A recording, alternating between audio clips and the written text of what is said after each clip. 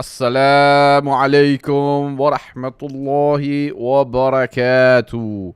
How is everybody doing on this live? Where is this? Okay, this is good. This is good.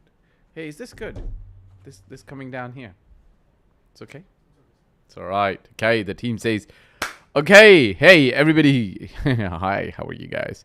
I can't see myself on YouTube, but that's okay. If you can see me on Instagram, YouTube, or Facebook, you're welcome to ask any question that you like. I will do my best to answer. And everybody here who's joined in, welcome. Ahmad Khan, Shahid, Aminova, Iqbal, Taba, Ino, Golpan, Dayan, Alias, Russell, Hussein, Amir Hill, two others. I can't see the names. Assalamu alaikum, guys. How are you? Guys, so here's the deal. If you guys have any question whatsoever, fire away. I'll be more than happy to answer. Obviously, I'm going to be talking about stuff that I have been recently facing in the real estate market in Dubai, and I'm going to be addressing that. But at the same time, what I'd love to do is, and then I've got questions from my users, and I would love any questions that you guys have to also put them across to me live. I'm going to answer them live here, okay? Check this out. I want to talk about mindset in real estate or investments in general, okay? A lot of people, I think when you're coming into the Dubai real estate market, or for that matter, any real estate market, when you're investing, you've got to have a certain mindset, okay? Want to move to, Ajay Chadda says, want to move to real estate. Okay, welcome. Move to real estate. That's kind of like what everybody does. When they want to move, they move, right? So if you're ready to move, take the step, okay? If you're asking me how to move, that's a different question. So you can ask me that, okay? Check this out. Okay, I want to make sure that this is in the middle, so I'm speaking clearly. Guys, I want to talk about mindset, okay? You know that life has 4 seasons? So there's always winter, spring, fall, it's winter, then comes spring, then comes fall, then comes winter. Where did summer go? No, spring, summer, fall, right? Okay, so life has 4 seasons, right? So winter, spring, summer, fall. Winter, spring, summer, fall. And what's that saying that goes, if winter is here, spring is not very far, okay? So if you're ever down and out in life, what do you do, generally speaking? Of course, there's 2 types of people, right? There's people who sulk, negative, and there's people who find positives out of the situation. And then they say, look, it's never this bad. It's always going to get better. I know that, for example, even if it's raining outside and the wind's terrible, you can always find something to be grateful for. For example, you can say, Alhamdulillah, I've got this amazing house, and things are okay. Bless you, anybody who faced during the April 16th extreme weather, if you faced rain coming into your house, at least, Alhamdulillah, the roof did not fall, right? Everybody complained about, wow, the weather was so bad. It was tough, I know, okay? But Alhamdulillah, at least the infrastructure of this country didn't allow for extreme flooding to happen, right? We didn't, God forbid, have like a dam break up and then the water just swept away villages or cities or parts of the city. Alhamdulillah, yani. This has happened, right, in other countries. And, I don't want to tell you where, or you've all heard about these stories. Raval, assalamu alaikum. Murshad, how are you, brother? I hope you're very, very well. Raval joined in. Okay, welcome, brother. Ask questions, huh, Rawal? Hope you're doing well. Bless you also. Assalamu alaikum. Okay, Waqas, Muhammad, everybody who's joined in, hey guys, welcome. If you guys got questions, I'm happy to answer. If you don't have questions, it's okay. Acha, so now I'm coming to this, and this is relevant for you too, Rawal. They came. Yeah, I get up agent, and if you're an agent in the market of Dubai, yeah, this applies to you. This applies to you as an investor. This applies to you as a developer. This applies to you as a seller. Look, Sheikh Yasir Barry, assalamu alaikum, wa alaikum salam, rahmatullahi wa barakatuh. So let's say if you're an agent, you've got to always have this attitude that things are working out for me. Everything's working out for my highest good. Everything's always going to work out for me. And why do I say this? Look at this, okay? If you're an agent in the Dubai market, there's going to be bound to be time when you might be working on multiple deals and one doesn't go through, or two don't go through, or three don't go through, right? Or one doesn't go through. Now, okay, yeah, it's sad. It makes you very, very, it makes you sad. It makes you depressed sometimes. But guys, listen, this is the time when you've got to say next, next, next. But look, there isn't just one deal in the market. You've got to remember, you've got to remember that there's hundreds of deals happening in the market, right? So you will have other opportunities. Average Joe says hello on YouTube. Hi, Average Joe. Why do you have that name, Average Joe? Why do you have average before your name? Perhaps you're not average. Perhaps you're exceptional. So the point I'm trying to make is, everybody who's watching on YouTube, guys, or Instagram or Facebook, if you guys got questions, please shoot them across and I'll be happy to answer, right? So the point I'm trying to make is, as an agent, get this down. Next, next, next, next, next. Doesn't matter what deal. Unfortunately, sometimes you're not so busy, you're not working on many deals. तो क्या होता है? What happens is, आप सोचते हैं यार अभी ये deal चली गई, अब मैं क्या करूं? Sorry, I'm speaking in a little bit of Urdu. If everybody doesn't understand, then let me know. Assalamu alaikum. The best one says, Assalamu alaikum bhai. Wa alaikum assalam wa rahmatullahi wa barakatuh. The best one, wa alaikum assalam wa rahmatullah. Peter to Muslime. Hello, I'm a copywriter. Can I get job there? Peter, get in touch. There's a mobile number somewhere. Send them your message. Perhaps we can use you, right? Of course, we can always use people who have extraordinary value skills. If you're like the Superman of copywriting, why wouldn't we use you, right? So check this out, guys. Acha, coming back to this. As an agent, just say next. Aage chalo. Now, of course, sometimes you cannot say next if you're one of those early agents who don't have a lot of deals. Like, then you have to sit and sulk. But then this is your cue. Why don't you have more deals you're working on? You got to be working on more deals. How do you gonna work with more deals? The way you're going to work on more deals is by being proactive, going out there and meeting. There's a young agent who asked me, like, please give me one piece of advice. Last week we talked about this.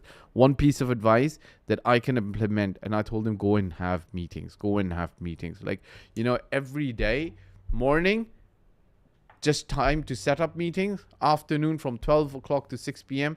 just to go on meetings. Like, if you do 2 meetings a day, that's it. You don't have to do anything else after that, right? You're set. All right, guys. Everybody who's here, welcome on YouTube. I'm glad you're here. I'm happy to have you here. The best. What skill require to become real estate broker? The best one asks. What on YouTube? What skill is required to become the best, to become real estate broker? What skill?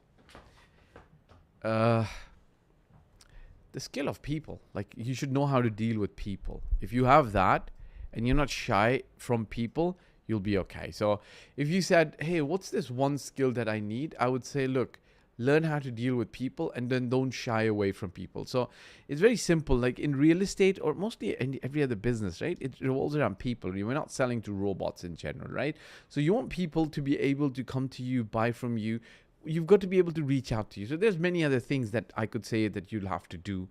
Lead generation, learn the market, learn expertise, become a better person, human being.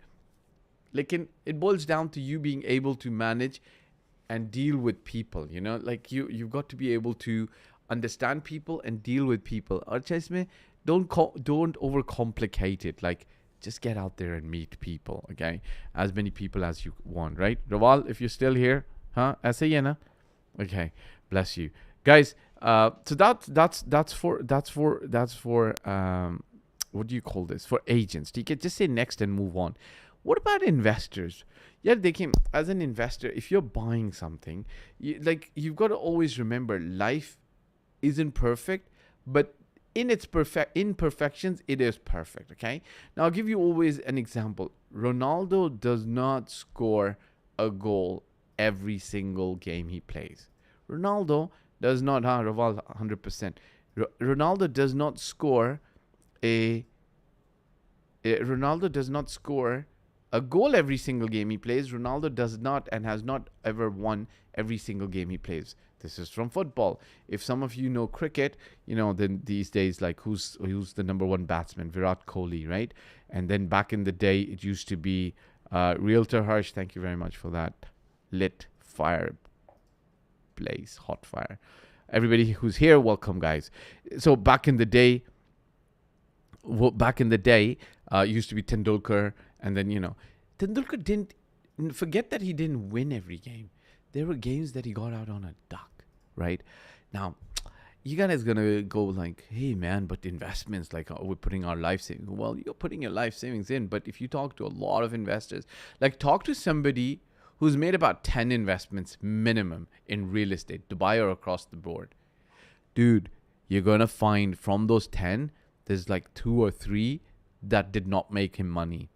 2 or 3, maybe 5 operated on average.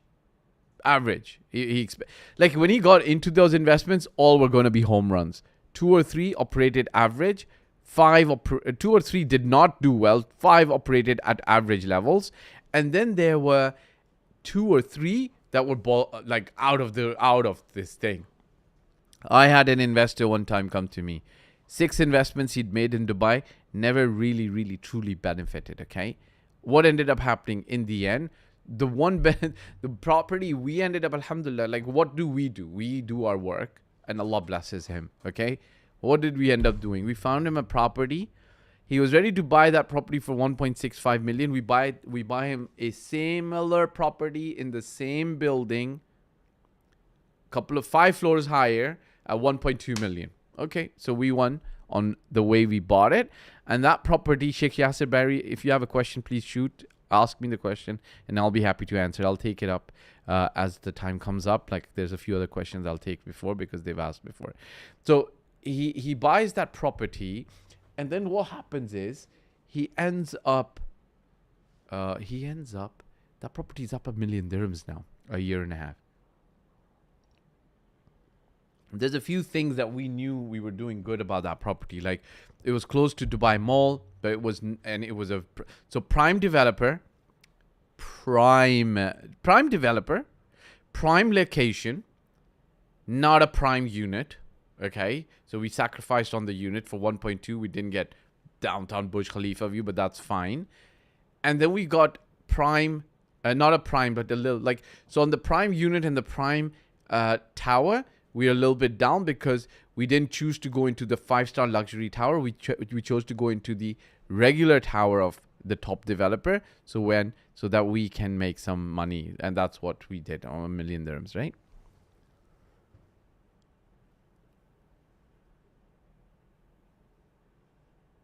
Average Joe asks me. And then Sheikh Yasser Barry, how's the market nowadays? Okay, Michael, Samir, everybody who's joined in, Sadiq Nazir, hey, welcome. Average Joe asks, would love to take your perspective on off-plan properties versus completed, as the off-plan prices of late is getting very close to some of the completed projects. Okay, first of all, I think there is a nascent misunderstanding in what you're saying. Nascent or embedded misunderstanding, okay? Because off-plan, you've got to understand, is priced higher today than ready projects. There's one simple reason. Off-plan, the developer is giving you a 3-year, 4-year, 5-year, 6-year, 7-year payment plan. So it's kind of like an installment plan. Whereas ready, so you've got, let's say you're deploying 10 million dirhams on a property. On an off-plan property, you've got 4 years or 5 years to pay that 10 million. Now, generally speaking, if anybody gives you a long time to pay something, do they charge you more or do they charge you less? They charge you more. So off-plan is generally priced higher. Whereas ready, if you want a 10 million dirham property, you're paying all of that money today, generally speaking. Very few have post-handover payment plans. So you're going to pay all of this today. Maybe you're not paying all of this today. You're getting a bank to come in. If you're getting an Islamic mortgage, fine. But then you are still paying all the money today. And you're liable to the bank from date one today. So you're paying all. So generally speaking, off-plan properties are priced higher than ready properties. So if you're asking me, off-plan off-plan prices of late is getting very close to some of the complete so if you're saying off-plan property prices are coming down close to ready, it's not true. Off-plan is higher, and then the potential of making more money on off-plan is generally speaking also higher, okay, for XYZ reasons, okay? So first of all, my perspective is that your question is not correct, Average Joe. So does that make sense to you? Most off-plan is higher. Now, if you said ready prices are now catching up with off-plan, that could happen, okay? That could happen. Like the market could move into a direction where it says people want more ready now, and it's everybody's cash rich, and they want to get the they want to get the money in right now. La ilaha illallah. So Muhammad Ibrahim, assalamu alaikum, wa alaikum assalam wa rahmatullah. That scenario can happen, but your scenario, the question is not correct. Now, I want to say one more thing, Average Joe. Listen, whether it's off plan or whether it's ready, everybody buys for different reasons, okay? And there's true. However, you save on rental when you move in. So Average Joe says true. However, you save on rental when you move in. So now you're saying ready property, okay? Very good, Average Joe. Now I'm going to explain something to you, okay? And I say this to everybody. It all depends on your situation and what you want. Now, let's say this ready property, let's say you're an end user, okay? So which is what it seems like. If you're an end user and you want to live in your property, and there's so many other factors that come in. If you're an end user and you want to live in your property, you perhaps cannot buy an off-plan property. Why? Because your budget allows you to pay for this property and live in this property. Your amount of money that you have doesn't allow you to start paying for an off-plan property as well as pay the current rent. So of course, yes, in that scenario, if you buy a ready property, already you're paying less, as I told you, plus you're saving on the rental income. That's correct. But now it depends on if that's what you need, if that's what you want. Everybody's need and requirements are different. What if an investor walks in, he might not want to deploy all the cash today. He might not want to. He might be looking for more capital appreciation that he might be able to find an off-plan. Again, there are situations where there are people who want a specific type of property, and everything available in the market today is not giving them that. I'll tell you about prime properties on Palm Jumeirah, okay? There were like prime projects, like Royal Atlantis was one of those prime projects which were luxury and prime, and now there's other projects available as well. What if this person wants Royal Atlantis category but doesn't want Royal Atlantis because Royal Atlantis has the hotel side, the park side. He just wants a quiet life. He wants to be not disturbed with a lot of tourists walking around the gardens and stuff like that, even though the project's going to be well segregated and people aren't going to. So now he's waiting to buy something in the off plan on the Palm Jumeirah. Does that make sense? So it happens like that, all right? Average Joe, have I answered your question? I think I've answered your question, but you might have follow-up questions, so you can ask me. Sheikh Yasser Barry asks, how's the market nowadays? Okay. Markets higher than the previous peak. Okay, so we had like the 2008 peak, completely different reasons. We had the 2014 peak, completely different reasons. We are now above the 2014 peak. Does it go further up? We don't know. Does it go down? We don't know. So I can't comment on that. The market in general is healthy. There's a lot of people. Like, I can't begin to tell you how many people are still coming into Dubai. Like, if you really look at the ultra wealthy, Dubai doesn't have the ultra wealthy, right? Like the billionaires. Like, how many billionaires truly live in Dubai or have a property in Dubai? I would say maybe about less than 2% of the world's billionaires. Like, what's 2%? Let's bring out our trusted calculator, okay? So like there's 2,800 billionaires in the world right now. 56. I don't think there's 56 billionaires living in Dubai right now. So, but Does Dubai compete with the other top cities in the world? The top 10 cities, yes. So if you've got like multi-millionaires, like, $100 million plus people who are living in Dubai, but we don't have the multi-billionaires coming into Dubai at the moment. And we're still attracting a lot of people from Europe, from across the world who are looking to come to live in Dubai. So I can see that there's demand. I can see that there's supply. Okay.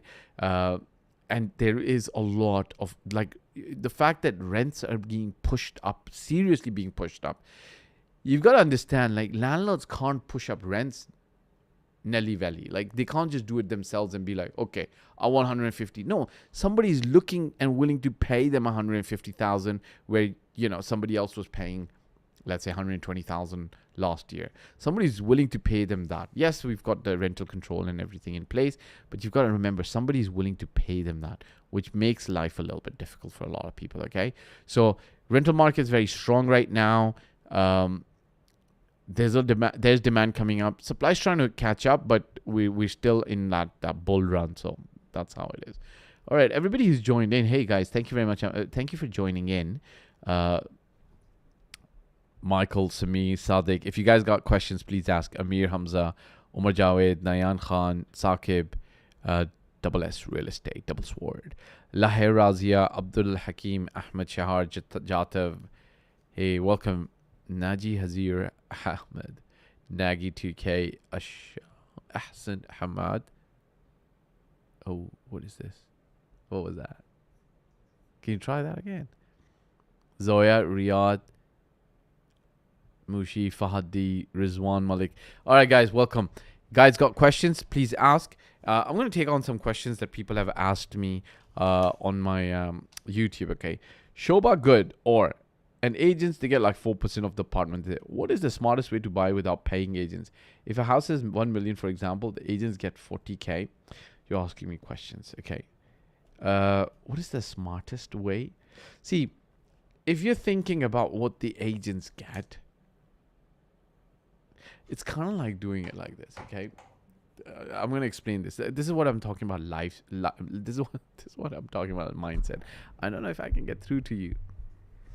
Okay, Hossein, thank you for your question. Give me a moment. I'm going to answer your question just a moment, okay? So, everybody has their expertise in their area, okay? If you're a car expert, like if you think about it, if your car is broken and you need a mechanic to fix it, okay, the mechanic's going to charge you some money, okay? The only difference is he's an expert and a lot less can go wrong, okay? So, you could take your nice Mercedes, Lamborghini, Ferrari to the mechanic or the car dealer, and they can fix it for you, but they're going to give you a bill like maybe 20,000, 15,000, 10,000, 5,000, 100,000, depends on what car you have, what the problem is. Now, you can try and fix it yourself as well, by the way. Like, you can go to YouTube, try to fix it yourself and say, why do I have to pay somebody this much money to do this? Sure, that's one way of doing things.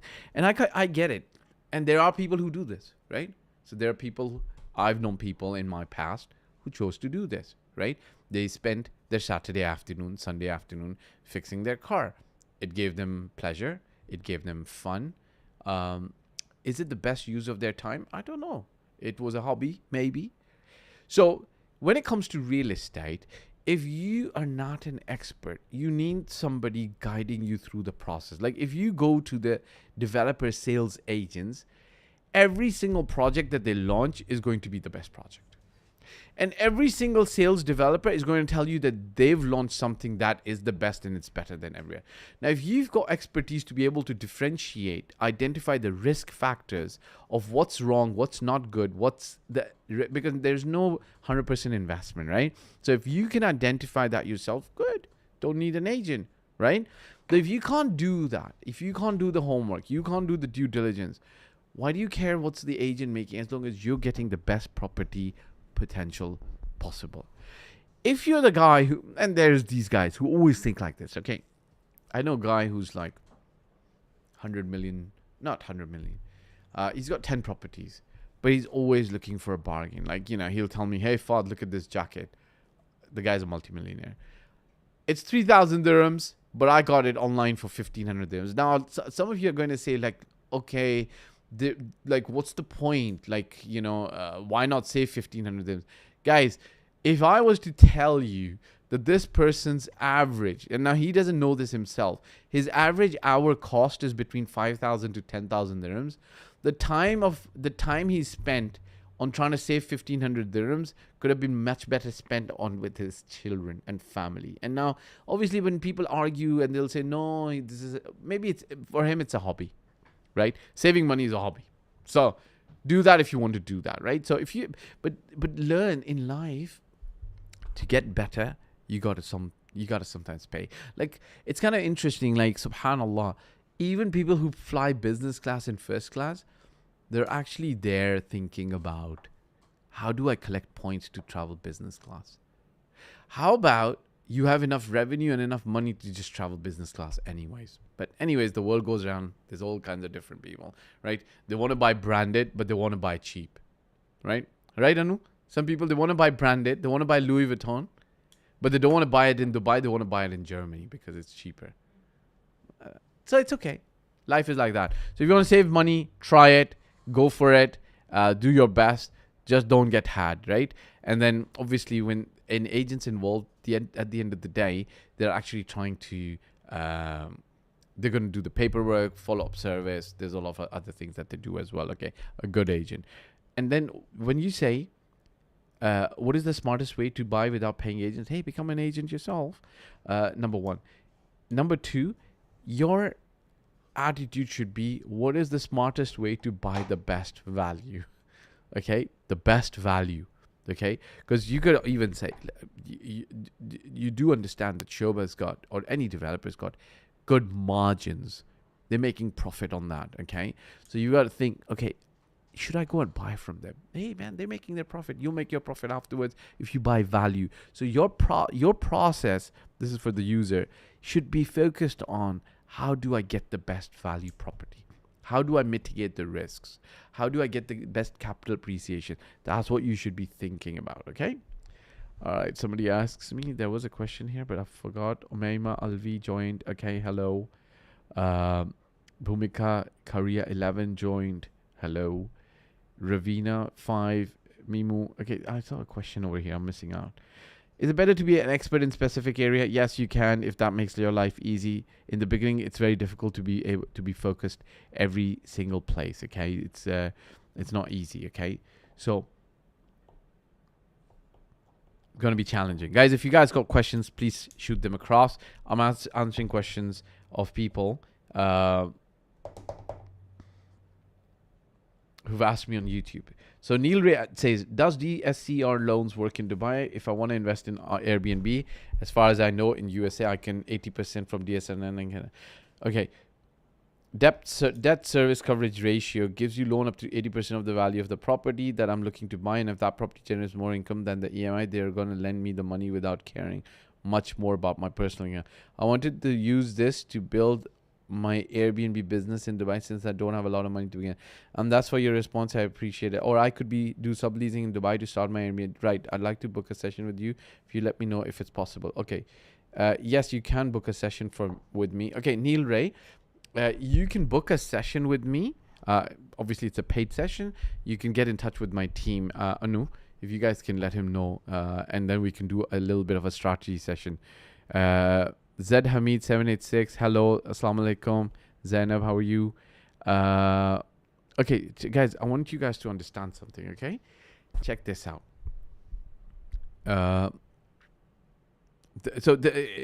Neil, you've asked me a very interesting, good question. DSCR, debt service, it doesn't happen in Dubai. I'll tell you why.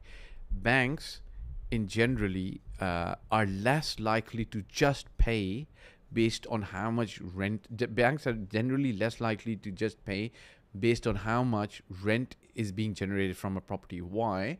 We're getting into a maturing market and we're getting into a time where rents are going to be stable. But we've seen swings in the past where the rents have kind of like swung like 30-40%. So the banks aren't going to say, okay, if the rent is here, we're just comfortable to renting. If the collateral's here, it's kind of interesting. The banks are looking at more about you and the income you're generating, and it could be just a job of 3 months in Dubai, which is fine with a decent company, and they'll lend you. So it's kind of quite interesting that they're not doing this. I don't know why, but they don't do it. Okay, but so maybe you go around the Airbnb subleasing route, but then for the Airbnb subleasing route, you got to be very picky with the properties. Like right now, you do know that there's 28,000 properties in the Dubai market which are on Airbnb short-term rental. But I'm never going to discourage anybody to say, oh, you can't do Airbnb.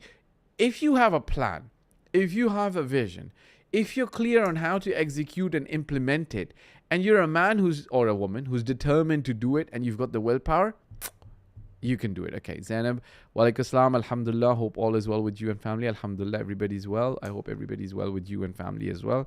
May Allah bless you. How is the market outside other UAE city apart from Dubai? Look, the rest of the UAE kind of follows Dubai, okay? So if Dubai is here, Abu Dhabi's here, Sharjah's here, Ajman, Ras Al Khaimah, or Ras Al Khaimah is like maybe off Dubai, Abu Dhabi, then Ras Al Khaimah now. Recently, it's been really, really in the news. And then it goes down. You've got to remember that when Dubai goes up, everybody else kind of goes up as well. It's kind of like normal. Muhammad Ibrahim says, Assalamu alaikum wa alaikum assalam wa rahmatullah. So, everybody goes up based on, the rising tide lifts all ships. And so Dubai goes up, everybody kind of goes up. How is the market performing? Like, now you start looking at many other things. What's the regulatory framework like in other Emirates? Dubai has the best standard. Doesn't mean the others are bad. It's just, it's not the same. It's not at that level. How is the liquidity in the other Emirates? Dubai has the highest liquidity. The others are, it's kind of like London actually. Like recently what I've started realizing and what started understanding from people is that London is the most liquid. London is the highest paid. London is, you can kind of like make the most money, so on and so forth. And then the other ones are less so, right? Okay, so the other ones, you don't make the same amount of money, but you do make money. It's not like you don't make money, okay? So if you're asking me, how's the other markets are good. It all depends on value that you're getting at the end of the day. Like, if I, so for instance, I'll tell you, like, buy a 1-bedroom in Ras Al Khaimah, Marjan Island. Like, if you're buying a 1-bedroom for sale in Al Marjan Island, this is the island where there's a lot of information recently, and that's so the thing is, now if you're buying a 1-bedroom, so I can see Bab Al Bahar 1-bedroom is 830,000 dirhams divided by 8, and it's a big 1-bedroom, 931 square feet in Ras Al Khaimah. 931 per square foot. You're better off spending this money in Dubai today. Unless you've got a different vision. Like, a different vision comes like, hey, if you're coming from, I don't know, if you're living in Dubai and you want a weekend getaway in Ras Al Khaimah, right? You want to not go to a hotel and you want to start, you want to say, hey, I want to go there. I want to live there. I don't want to pay another hotel. I want my own clothes there. I want to be, then, you can go there. How do you determine the value of the property? There's many ways. Obviously, market price is one. This is never African Food asks. How do you determine the value? Hey guys, last questions down. We're going to be ending this live soon. How do you determine the value? How do you determine the value of a property? Number one, value of anything is determined by supply and demand. Oh, I like that answer. I sometimes surprise myself. Subhanallah. Alhamdulillah. Shout out to my economics teacher, Mrs. Kaku. May Allah bless her with Jannah. I think she's passed on now. Value of everything or anything is, first of all, supply and demand, right? Right? And who's also agreeing with me. So, what's the supply of something and what's the demand of something? And in the middle, they meet, and that's called market price. Willing Suppliers, sellers are willing to sell at this price, and buyers are willing to buy at that price. That's the first thing. That's the one of the indicators. And then you look at per square foot pricing. You look at how much return something is giving in return for what do you call this? How much return you're giving or getting from the asset. What kind of capital appreciation you might be able to get, so on and so forth. Then there's other factors, like if you're saying how do you determine the value, like value is not just price, right? Value is also understanding about capital appreciation, liquidity, would you be able to resell, and so on and so forth. Okay, good. So this question, somebody asked, hey, can you make some videos on Imar Mina Rashid? I'm going to make a full video and I'm going to post it online, and then he'll be able to understand it a lot more and a lot better. All right, guys. Thank you everybody who's joined in. Jazakallah khair. Appreciate you guys coming in here, and I look forward to talking to you guys on my next live. If you guys have questions, you can send them in the comment section before, and then if you are not able to join in the live, then I answer your questions, and then you guys can get access later on. But obviously on Saturdays we go live, so just shoot your questions across while I'm live and we can have a real conversation. All right, guys. Ciao for now. Bye-bye.